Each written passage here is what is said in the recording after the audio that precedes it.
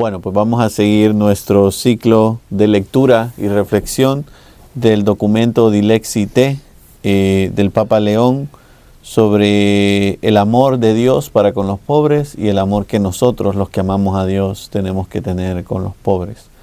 Vamos a empezar este programa haciendo una pequeña oración. En el nombre del Padre, y del Hijo, y del Espíritu Santo. Amén.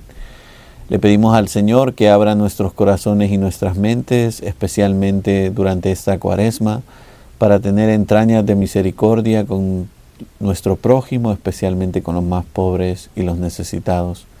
Pedimos todo esto rezando la oración que Jesús nos enseñó. Padre nuestro que estás en el cielo, santificado sea tu nombre. Venga a nosotros tu reino. Hágase tu voluntad en la tierra como en el cielo. Danos hoy nuestro pan de cada día. Perdona nuestras ofensas, como también nosotros perdonamos a los que nos ofenden. No nos dejes caer en tentación y líbranos del mal. Amén. En el nombre del Padre, y del Hijo, y del Espíritu Santo. Amén. Bueno, vamos a seguir con el capítulo 3 del documento que se titula Una iglesia para los pobres. Y quizás hay que hablar un poco del contexto, ¿no? Hablábamos de cómo ya en las Sagradas Escrituras hay una predilección de Dios por el huérfano, por la viuda, por el necesitado. Pero también la iglesia desde los primeros siglos ha tenido una opción preferencial por los pobres, ¿no? Siempre la iglesia se ha preocupado de estar cerca de los pobres. Y en este sentido, el documento quiere que nosotros caigamos en la cuenta, ¿no? Fue un poco una línea que nos marcó el Papa Francisco, ¿verdad? Durante su pontificado, aquella anécdota que ustedes y yo recordamos del cónclave que él mismo contaba unos días después del cónclave, que cuando lo eligieron papa él tenía cerca al cardenal Humes, un cardenal brasileño, y que una de las primeras palabras que el cardenal Humes le dijo a Jorge Mario Bergoglio cuando lo eligieron papa fue: no te olvides de los pobres. Y ahí nació esa preocupación grande del Papa Francisco, porque no solo él, sino la Iglesia Universal, no nos olvidemos nunca de los pobres y de los necesitados, ¿no? En esta línea, el Papa León ha escrito este documento que sabemos empezó el Papa Francisco, por tanto podemos pensar que es un deseo del Papa Francisco que el Papa León ha sacado adelante y que quiere que nosotros la Iglesia vivamos, ¿no? Especialmente en este tiempo de Cuaresma, ¿no? Acuérdense que uno de los pilares de la Cuaresma es la limosna, es la caridad, y qué bueno sería que la reflexión de este documento nos haga a nosotros entender, ¿no? Entender la necesidad que tenemos de estar cerca de los pobres y los necesitados. Bueno, nos habíamos quedado en el número 35, que dice: 3 días después de su elección, mi predecesor, ya me adelanté a lo que iba a decir, ¿verdad?, expresó a los representantes de los medios de comunicación su deseo de que la Iglesia mostrara más claramente su cuidado y atención a los pobres, diciendo: cómo quisiera una iglesia pobre y para los pobres. Bueno, palabras, una cita textual del Papa Francisco unos días después de haber sido elegido Papa, ¿verdad? Un deseo del corazón del Papa Francisco, un poco en la línea de la anécdota que les contaba antes.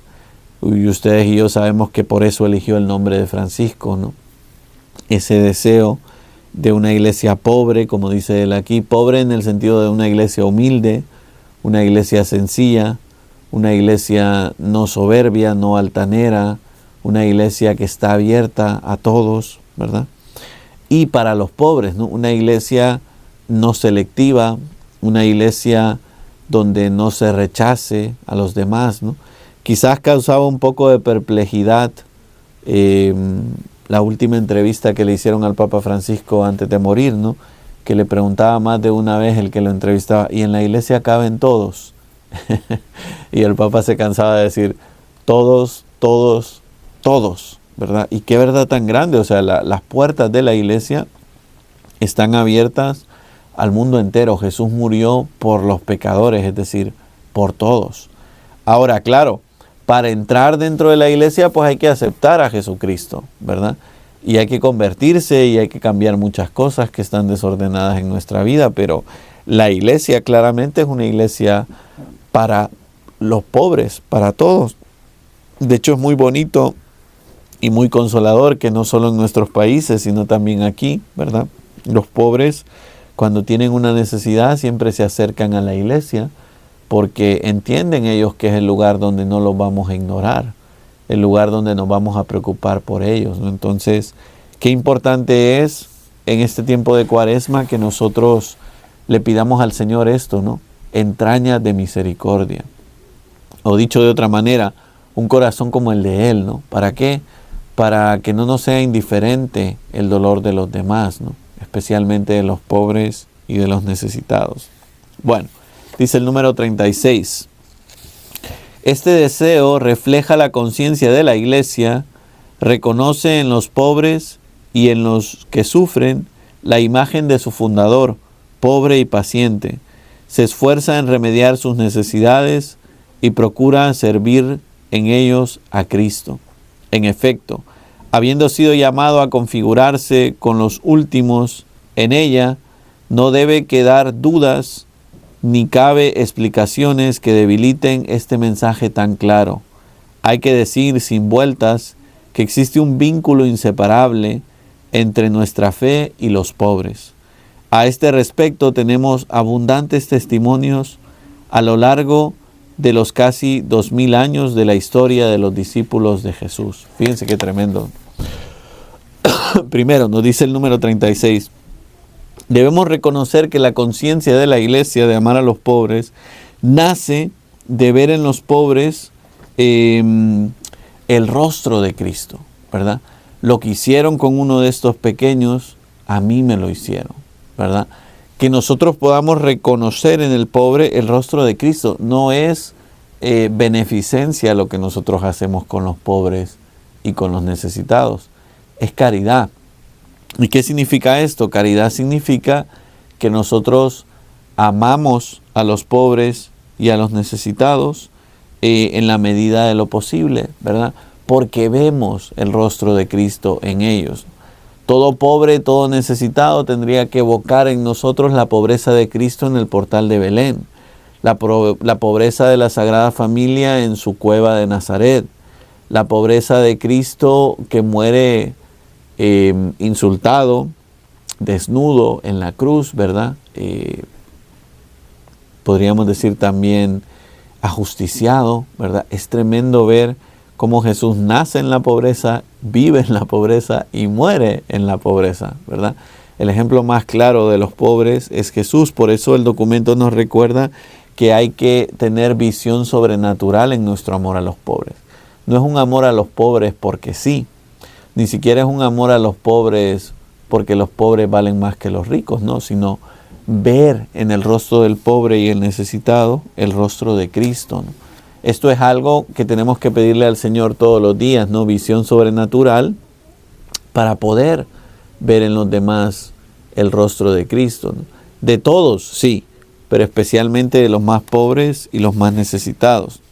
Fíjense, no deben quedar dudas, nos dice el Papa, ni caben explicaciones que debiliten este mensaje claro, ¿no? Esto está claro, ¿no? Que a veces en la iglesia nos dedicamos a decir, no nos preocupemos de los pobres, ¿no? O no nos preocupemos tanto de los pobres, no preocupémonos de otras. Hay otras cosas más importantes en la iglesia, ¿no? Y dice el Papa, no deberían de quedar dudas que debiliten este mensaje claro, que la iglesia tiene una opción preferencial por los pobres, que la iglesia quiere ver en los pobres y en los necesitados el rostro de Cristo. Hay que decir sin vueltas, sin rodeos, dice el Papa aquí, que existe un vínculo inseparable entre nuestra fe y los pobres, ¿verdad? Casi que está diciendo, quien cree en Jesucristo tiene que amar a los pobres necesariamente, ¿verdad? Hay un vínculo fuerte entre nuestra fe y el amor a los pobres y a los necesitados. Y nos dice, a este respecto, tenemos abundantes testimonios a lo largo de los 2000 años de historia de los discípulos de Jesús. Y es verdad. O sea, si empezamos ya con Jesús mismo, que ayudaba a los pobres y a los necesitados, los apóstoles, tenemos aquel texto de Pedro y Juan yendo a la explanada del templo, alguien que le pide limosna y Pedro que dice, no tengo oro y plata, pero te doy lo que tengo, y sana a esa persona, ¿verdad? Y tenemos el testimonio de las cartas paulinas también, que nos recuerdan la preocupación de San Pablo por hacer una colecta todos los años para los pobres y los necesitados en Israel, en Jerusalén. Y más historias, ¿no? ¿Cuántas historias? Por ejemplo, me viene a la cabeza a mí ahora aquella historia de la iglesia romana, donde le preguntan a un diácono de la iglesia romana que dónde están los tesoros de la iglesia, ¿verdad?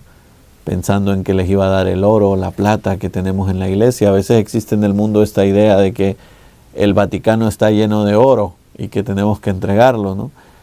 Perdón por lo que voy a decir porque me están grabando y esto es público y va a estar en internet, pero lo tengo que decir claro y fuerte: no hay oro en el Vaticano. Ustedes pueden ir a rebuscar todos los archivos del Vaticano, no hay oro, no hay dinero, no es ese el tesoro de la iglesia. Quizás lo más criticable que ven las personas que no son capaces de ver más allá es las obras de arte, ¿no? Por ejemplo, las basílicas o los frescos o las pinturas, pero eso es una riqueza humana también.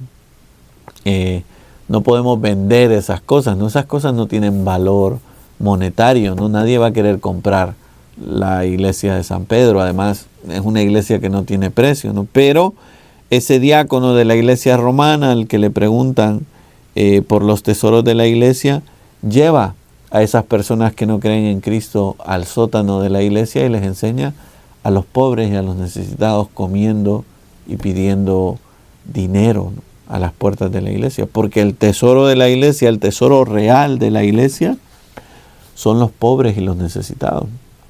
Son un regalo para todos nosotros, ¿no? Tenemos en los pobres y en los necesitados, ustedes y yo, la oportunidad de ver el rostro de Cristo en ellos. Bueno, sigamos adelante, ¿no? El siguiente apartado se titula La verdadera riqueza de la iglesia, en la línea de lo que estamos hablando. Número 37, dice el texto. San Pablo refiere que entre los fieles de la naciente comunidad cristiana no habían muchos sabios, ni poderosos, ni nobles. 1 Corintios 1:26. Lo leímos hace algunos domingos en misa. Sin embargo, a pesar de su propia pobreza, los primeros cristianos tienen clara conciencia de la necesidad de acudir a aquellos que sufren mayores privaciones. Ya en los albores del cristianismo, los apóstoles impusieron las manos a 7 hombres, elegidos por la comunidad, y en cierta medida los integraron en su propio ministerio, instituyéndolos para el servicio, en griego diaconía, de los más pobres. Hechos 6, 1-5. Es significativo en el primer capítulo dar testimonio de su fe en Cristo con el derramamiento de su propia sangre. Fuera San Esteban, que formaba parte de este grupo. En él se unen el testimonio de vida en la atención a los pobres y a los necesitados. Fíjense qué interesante, nos dice. Primero, San Pablo ya nos deja claro que entre nosotros los cristianos no hay muchos nobles, poderosos, sabios o entendidos, ¿no? Es decir, no es ese nuestro tesoro, ¿no? A veces en la iglesia y en el mundo más que en la iglesia, pero en la iglesia, por desgracia, a veces pasa esto, medimos a las personas por lo que tienen, por lo que saben, ¿verdad? Y debemos recordar que una y otra vez las Sagradas Escrituras nos dicen que no tenemos que hacer distinción entre los pobres o los ricos, el que sabe más y el que sabe menos, el que es más inteligente y el que es menos inteligente, el que tiene más estudios y el que no tiene estudios, ¿no? La iglesia está llena de personas pobres y necesitadas, ¿no?, en general. Y sin embargo, a pesar de nuestra propia pobreza, fíjense qué tremendo, a pesar de que nos faltan tantas cosas a ustedes y a mí, ¿verdad? Los primeros cristianos tienen clara conciencia de la necesidad de acudir a aquellos que sufren mayores privaciones. Esto es muy bonito, ¿no? En la primera comunidad cristiana, como nos narran los textos de los Hechos de los Apóstoles, se hacían colectas, la gente dejaba de comer para darle su comida a los demás. La gente ponía su dinero en común a los pies de los apóstoles para atender a los pobres y a los necesitados. Por eso ya podemos ver que esto fue una preocupación primordial desde el principio de la predicación, no es algo que llegara más tarde. Siempre se preocuparon los apóstoles por atender a los pobres y a los necesitados de la comunidad, y no solo los apóstoles, ¿no? Los miembros de la comunidad se preocupaban por darse en común las cosas que tenían. Quizás algo que tenemos que recuperar en la iglesia actual es esto, ¿no? Como pensar, ¿no? Qué cosas me sobran que yo puedo compartir con los demás, ¿no? La Cuaresma que estamos empezando es un tiempo para que nosotros nos preguntemos qué cosas tengo que compartir en mi vida, ¿no? Cuánta sobreabundancia en este país, ¿eh? Y yo sé que ustedes me van a decir, pero es que yo no soy millonario, pero es que yo no tengo dinero. No, pero no hace falta. O sea, ya en las poquitas cosas que tenemos hay sobreabundancia, ¿no? Y esta Cuaresma es un tiempo para que nos quitemos cosas nosotros para compartirlas con los demás, ¿no? Es parte esencial de ser cristiano esto, ¿no? Aprender a compartir tus cosas con los demás. Bueno, sigue adelante el texto citando Hechos 6, 1, 5, que nos habla de cómo los apóstoles que se encargaban de los pobres, que esto es lo más impresionante, ¿no? No tenían tiempo los apóstoles para predicar porque estaban todo el día cuidando a los pobres, ¿verdad? Qué ejemplo más grande que hoy en la iglesia actual nos pasa lo contrario, ¿verdad? Estamos tan ocupados con cuestiones administrativas que a veces los sacerdotes, los diáconos y los obispos somos los que menos estamos con los pobres, ¿no? Bueno, está claro que es más vocación de los laicos atender a los pobres que del clero, pero ya en los primeros siglos tenemos testimonio de cómo el clero, los apóstoles, estaban tan al servicio de los pobres que no tenían tiempo para predicar, ¿no? Y decidieron elegir, dice aquí el texto, algunos diáconos, ¿verdad? Para que se encargaran de atender a los pobres. Así ellos podían predicar la palabra de Dios. Y qué interesante esto, ¿no? Que de estos 7 hombres elegidos para ser diáconos, hubo uno que desde el principio dio testimonio de lo que significa morir por la fe, ¿no? San Esteban, mártir. Y por eso aquí el texto quiere hacer hincapié de algo, ¿no? El testimonio de vida significa, podríamos decir, el sacrificio de la vida. Si tenemos que dar la vida por Cristo y morir mártires por Él, lo hacemos. Pero también el sacrificio de la vida en la medida en que compartimos con los demás nuestro tiempo, nuestras virtudes, nuestras habilidades, nuestro dinero, nuestros talentos, todo lo que Dios nos ha dado, tenemos que estar dispuestos a ponerlo al servicio de los demás, al servicio de la comunidad. Bueno, sigamos adelante, número 38, dice el número 38. Poco más de 2 siglos después, otro diácono manifestará su adhesión a Jesucristo en modo semejante, uniéndose en su servicio a los pobres y al martirio, San Lorenzo. Del relato de San Ambrosio comprendemos que Lorenzo, diácono en Roma, en el pontificado del Papa Sixto II, al ser obligado por las autoridades romanas a entregar los tesoros de la iglesia, ya hablé de esto antes, ¿verdad? Pero bueno, el documento hace referencia a esto de San Lorenzo. Al día siguiente trajo consigo a los pobres, como si fueran el tesoro de la iglesia. Cuando le preguntaron dónde estaban los tesoros que había prometido, les mostró a los pobres diciendo: estos son los tesoros de la iglesia.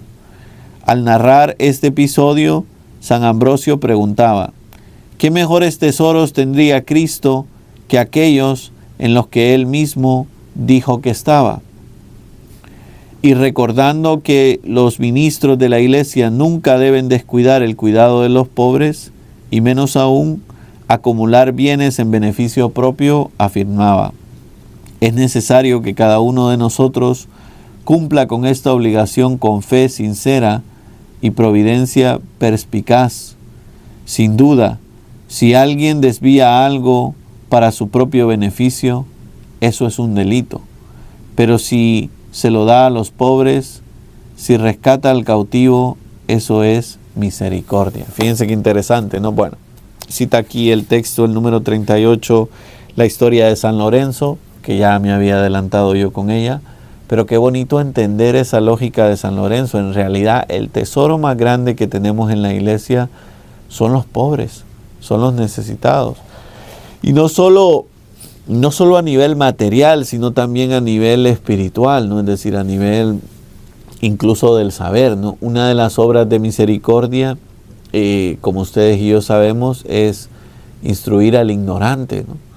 Y esto es una manera de darle de comer al pobre, ¿no? Fíjense que muchos de ustedes que me están oyendo quizás alguna vez tienen que dar charlas de formaciones, o son catequistas, o tienen que hablarle a alguien sobre la fe, ¿no? Siempre que hacemos esas cosas, estamos ayudando al necesitado. Quizás no en sentido material, pero sí en sentido espiritual, ¿no? Así que no nos olvidemos que parte de nuestra caridad con los necesitados tiene que ser enseñar al que no sabe.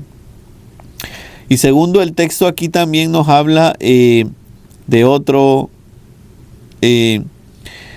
testimonio, ¿no? Que es el de San Ambrosio, que se pregunta, bueno, si es verdad, ¿qué mejor tesoro tendría Cristo que aquellos con los que Él mismo estaba? Es que Cristo vivía entre los pobres, ¿verdad? Y esto es lo más impresionante, ¿no? Casi que podríamos decir, si Jesús quería estar con los pecadores, con los pobres, ¿verdad? Y lo quería no solo para traerlos a Él, sino porque Jesús sabía que ahí había sencillez, humildad. Pues cuánto más nosotros que necesitamos estar cerca. Por eso fíjense, termina este número 38 con dos cosas. Nos dice, si alguien debía algo para su propio beneficio, que por desgracia esto pasa en el mundo todo el tiempo, la corrupción está a la orden del día, ¿verdad? En cualquier país, cualquier partido político, ¿verdad? Hoy los políticos están todos corruptos en todo el mundo, ¿verdad? Pasan estas cosas.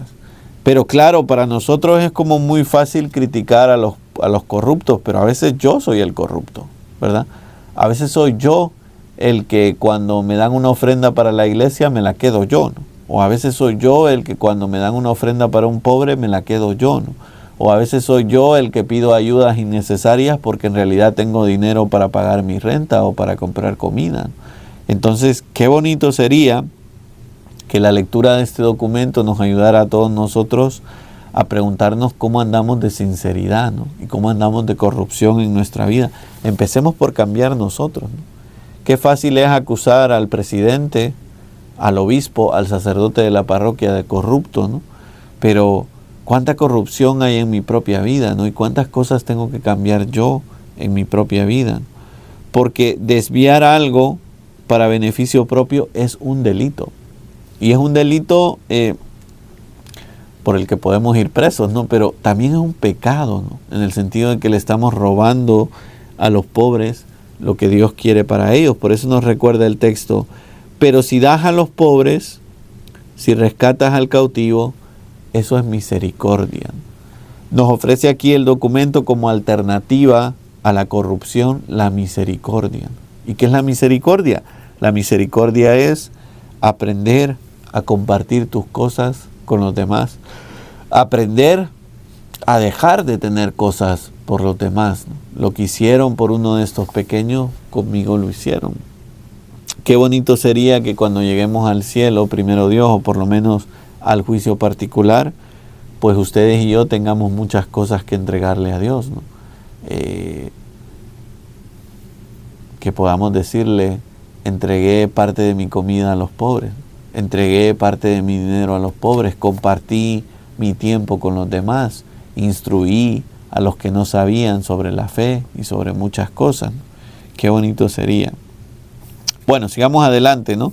El siguiente apartado se titula Padres de la Iglesia y Pobres, ¿verdad? En el número 39, que es muy largo, así que lo vamos a ir leyendo por partes y ahora lo comentamos. Dice el número 39. Desde los primeros siglos, los padres de la Iglesia reconocieron en el pobre un acceso privilegiado a Dios, un modo especial de encontrarlo. La caridad hacia los necesitados no se entendía como una simple virtud moral, sino como expresión concreta de la fe en el Verbo encarnado. La comunidad de fieles, sostenida por la fuerza del Espíritu Santo, se encuentra arraigada en la cercanía a los pobres, que en ella no son un apéndice, sino parte esencial de su cuerpo vivo. Fíjense qué tremendo, ¿no? Nos dice el texto. Ya desde los primeros siglos, los padres de la iglesia reconocieron a los pobres como un acceso privilegiado a Dios, un modo especial de encontrarlo. Por eso, muchas veces cuando nosotros no sabemos cómo volver a la iglesia o cómo volver a Dios, parte o ayuda para volver a la iglesia y para volver a Dios va a ser aprender a ser caritativos con los demás. ¿Cuántas personas haciendo obras de caridad han encontrado a Dios? Se han convertido, ¿verdad? Porque los pobres son un acceso privilegiado a Dios y tenemos que entenderlo así, ¿no? Quizás alguno de nosotros escuchando estos programas esté pensando, bueno, pero es que yo no conozco a ningún pobre, ¿no? Bueno, pues búscalo, ¿no? Porque es verdad, a veces vivimos en el mundo en el que vivimos, perdón porque critique a nuestra sociedad, en el mundo en el que vivimos no solo se esconden los pobres, sino que nos esconden a los pobres. Porque a los políticos no les interesa que haya pobres, ¿no? Entonces, en la medida de lo posible nos los esconden, pero lo tenemos que buscar nosotros, ¿no? Sé tú el que busca a los pobres y a los necesitados, ¿no? Bueno, y nos dice, la caridad hacia los necesitados no se entiende como una virtud moral, ¿verdad? Sino como la expresión concreta de la fe en el Verbo encarnado. Alguien ama a los pobres y es caritativo no porque es una persona buena, como piensa el mundo, sino por esa fe grande que tenemos en Jesucristo, el Verbo encarnado. Eso hace que nosotros estemos cerca de los pobres y de los necesitados, ¿no? Nuestra fe en Jesucristo, ¿no? Por eso aquí el texto nos recuerda cómo la comunidad de los fieles, sostenida por la fuerza del Espíritu Santo, se encuentra arraigada en la cercanía a los pobres.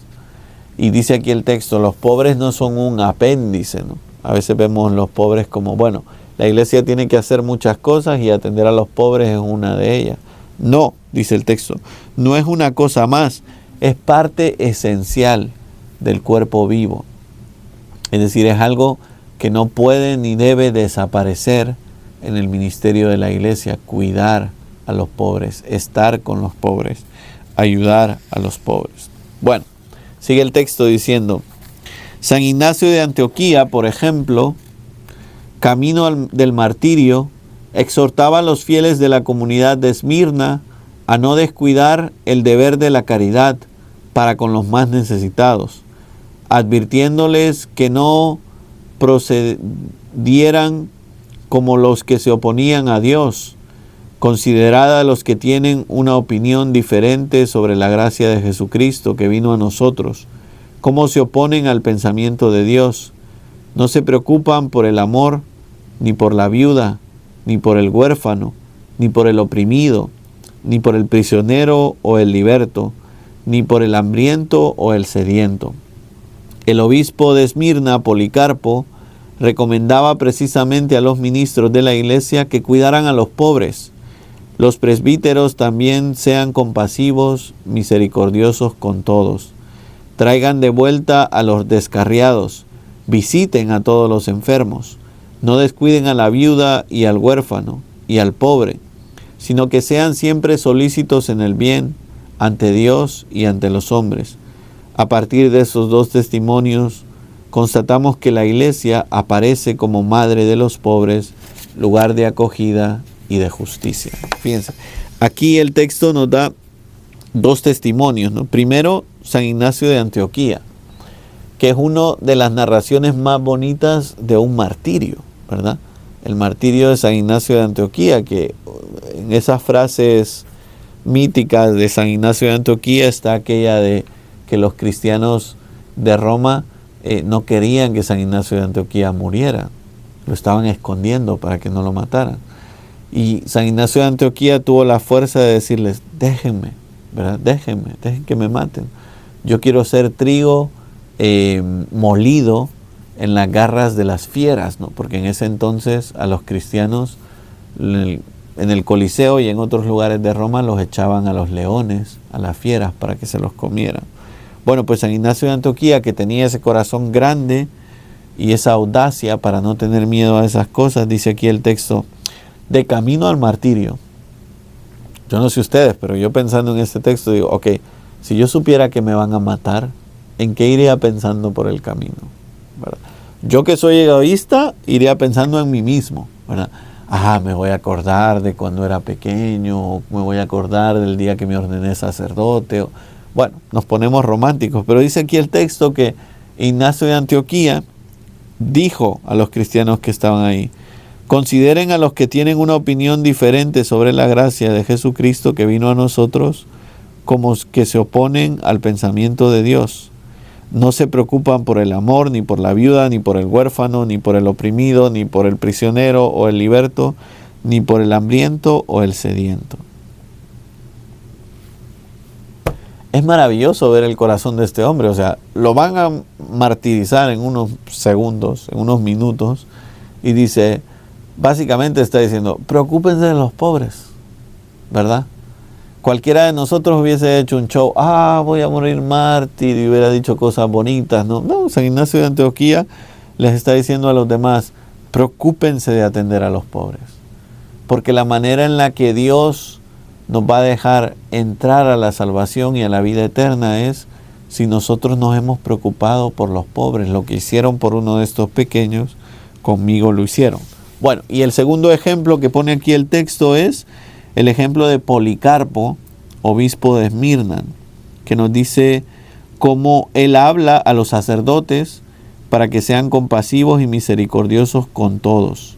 Y fíjense, nos da una lista de las cosas que hay que hacer. Dice, traigan de vuelta a los descarriados. Bueno, son consejos para sacerdotes, pero en realidad son consejos para todos. Dice, traigan de vuelta a los que se han ido de la iglesia, ¿verdad? Esta tiene que ser una de las caridades que nosotros hagamos, estar pendientes de los que han dejado la iglesia, que han abandonado la iglesia, que se han cambiado de iglesia, que se han hecho ateos, ¿verdad? Y traerlos otra vez a la fe. 2, visiten a los enfermos. Qué importante es que todos entendamos que los enfermos son muy importantes dentro de la iglesia y que tenemos que visitarlos nosotros, ¿no? A veces a mí me da risa que cuando hay un enfermo, todo el mundo dice, hay que llevarle al sacerdote. Sí, por la unción de los enfermos, ¿verdad? Yo estoy de acuerdo con eso. Pero visítenlos ustedes también, ¿verdad? Después de que lleven al sacerdote y le dé la unción de los enfermos, asegúrese usted de ir a visitar a los enfermos. Porque es una misión de todo bautizado, visitar a los enfermos. Bueno, sigue el texto diciendo, no descuiden a la viuda y al huérfano, Antiguo Testamento, y al pobre, sino que sean solícitos en el bien ante Dios y ante los hombres. Bueno, qué bonito sería que el Señor nos conceda en este tiempo de Cuaresma esto, ¿no?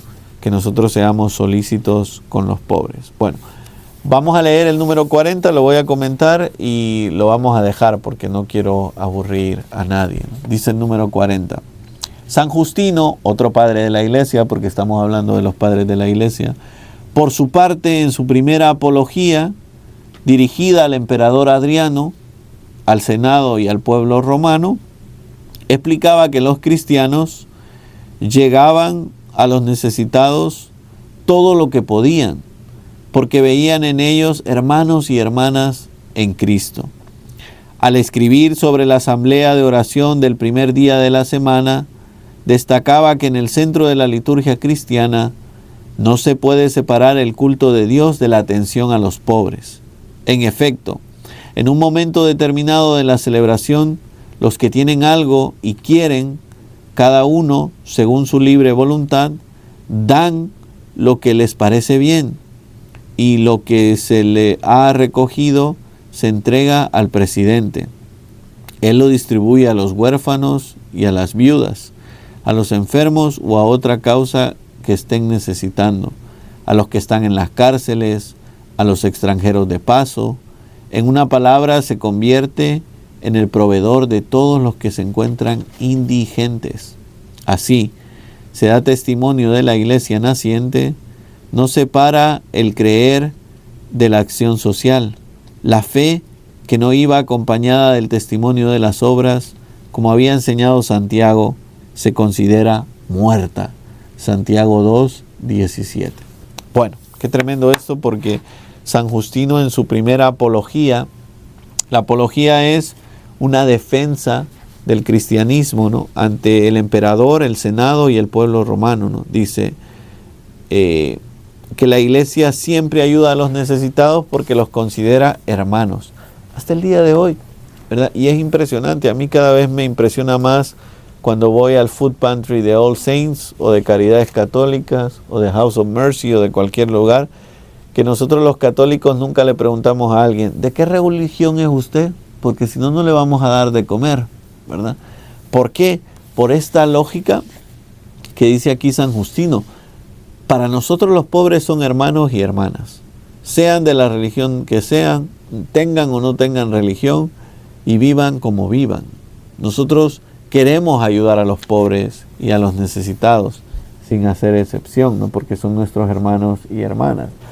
Y luego, cuando describe aquí San Justino en la apología cómo es las reuniones de los cristianos los domingos, que es uno de los primeros testimonios de la asamblea litúrgica y de la misa, ¿verdad?, de los primeros siglos, dice él algo que es impresionante, ¿no? Dice, hay un momento dentro de la celebración en el que se hace una colecta, como todavía hacemos ustedes y yo en la misa, ¿verdad?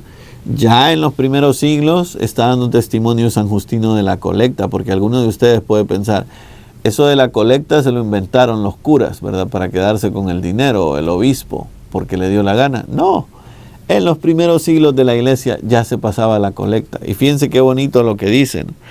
El que tenía, daba. Y el que necesitaba, agarraba, dice el texto. Fíjense qué impresionante. Obviamente que esto ya no lo hacemos porque en el mundo en el que vivimos es complicado. Pero lo siguiente sí, ¿no? El que presidía la celebración, es decir, el sacerdote, o el párroco en una parroquia, o el obispo en su diócesis, es el que lo distribuye entre los huérfanos, las viudas, los enfermos, los necesitados, los que están en la cárcel, los extranjeros de paso. En una palabra, se convierte él en el que provee a todos los indigentes. Por eso siempre que ustedes y yo le damos dinero a la iglesia, no estamos malgastando nuestro dinero. Estamos dejando que el que preside la diócesis o la parroquia reparta el dinero que hay con los demás. Hace no mucho hicimos la colecta cuaresmal del obispo, ¿no? Y alguno de ustedes puede pensar, ya está el obispo pidiéndome dinero. No. Si es que yo les puedo asegurar a ustedes que el obispo no se queda con $1 de la colecta cuaresmal del obispo, ¿verdad? Aunque se llame así, en realidad se llama así porque el obispo es, como decía aquí el texto, el encargado de juntar todo nuestro dinero para repartirlo a los que lo necesitan. Y por eso no tenemos que ser tacaños con la iglesia, porque lo somos, ¿no? Muchas veces somos muy tacaños con la iglesia. No lo seamos. Si es que la iglesia sabe quiénes son los pobres y los necesitados y los enfermos y los encarcelados, y comparte ese dinero que nosotros damos de la colecta cuaresmal al obispo con los demás, o la parroquia, ¿no?, o Caridades Católicas, o cualquier institución a la que nosotros ayudamos. Termina el texto aquí y terminamos con esto, ¿no?, diciendo como en Santiago 2:17 nos dice el apóstol Santiago, la fe que no va precedida de las obras está muerta, ¿verdad? Por eso en este tiempo de Cuaresma ustedes y yo tenemos que pensar qué obras de misericordia vamos a hacer, ¿verdad? Porque si no nos mostramos con las obras de misericordia, con nuestro obrar, es porque nuestra fe está muerta y no estamos amando a Dios como tenemos que amarlo. Bueno, vamos a dejarlo aquí, vamos a terminar con una pequeña oración. En el nombre del Padre, y del Hijo, y del Espíritu Santo. Amén. Le damos gracias al Señor por los inmensos beneficios recibidos en este programa y le pedimos que siga ayudándonos a todos a reflexionar sobre la necesidad que tenemos de amar y dedicar tiempo y recursos a los pobres y a los necesitados para poder así medir nuestra fe, que nuestra fe sea grande, Pedimos todo esto al Señor por intercesión de la Virgen María. Dios te salve María, llena eres de gracia, el Señor es contigo. Bendita tú eres entre todas las mujeres, y bendito es el fruto de tu vientre, Jesús. Santa María, Madre de Dios, ruega por nosotros pecadores, ahora y en la hora de nuestra muerte. Amén. Santa María del Camino, ruega por nosotros. En el nombre del Padre, y del Hijo, y del Espíritu Santo. Amén.